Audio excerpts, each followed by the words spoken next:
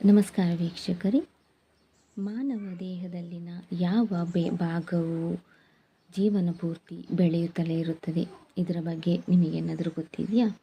ಹೌದು, ನಮ್ಮ ದೇಹದಲ್ಲಿ ನಾವುಗಳು ವಯಸ್ಸಾದಂತೆಯೇ ಬದಲಾವಣೆಗೊಳ್ಳುತ್ತಿರುವಂತಹ ಅಂಗ ಯಾವುದು ಅಂತ ಹೇಳಿದರೆ ಅದುವೇ ನಮ್ಮ ಮೂಗು ಮತ್ತೊಂದು ಕಿವಿಯ ಭಾಗ.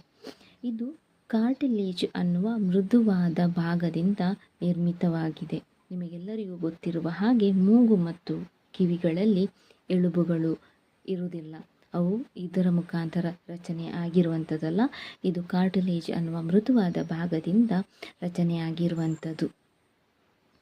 ಹಾಗಾಗಿ ಇದು ನಾವುಗಳು ಬೆಳೆದಂತೆ, ನಮಗೆ ಏಜ್ ಆದಂತೆ ಅದು ಬದಲಾವಣೆಗೊಳ್ಳುತ್ತಾ ಹೋಗುತ್ತದೆ. ಬೆಳೆಯುವುದಂದರೆ ಬೆಳೆಯುತ್ತಾ ಇರುವುದಂತಲ್ಲ, ಅದು ಬದಲಾವಣೆಗೊಳ್ಳುತ್ತಾ ಹೋಗುವಂಥದ್ದು.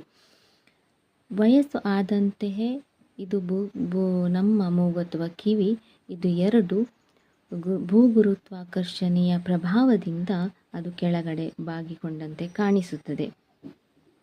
ಜೊತೆಗೆ ಇದರ ಎಲಾಸ್ಟಿಸಿಟಿ ಅದು ಕೂಡ ಕಡಿಮೆಯಾಗುತ್ತದೆ. ಹೀಗಾಗಿ ನಮಗೆ ಅದು ಬದಲಾವಣೆಗೊಳ್ಳುವಂತೆ ಅಥವಾ ಬೆಳೆದಂತೆ ನಮಗೆ ಕಾಣುತ್ತದೆ. ಆದರೆ ಇದು ನಿಜವಾಗಲೂ ಬೆಳೆಯುವಂಥದ್ದಲ್ಲ. ಆದರೆ ನಾವುಗಳು ಬೆಳೆದಂತೆ, ವಯಸ್ಸಾದಂತೆ ಇದು ಬದಲಾವಣೆಗೊಳ್ಳುತ್ತಾ ಹೋಗುವಂಥದ್ದು.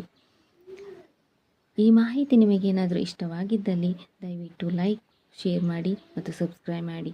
ಧನ್ಯವಾದ.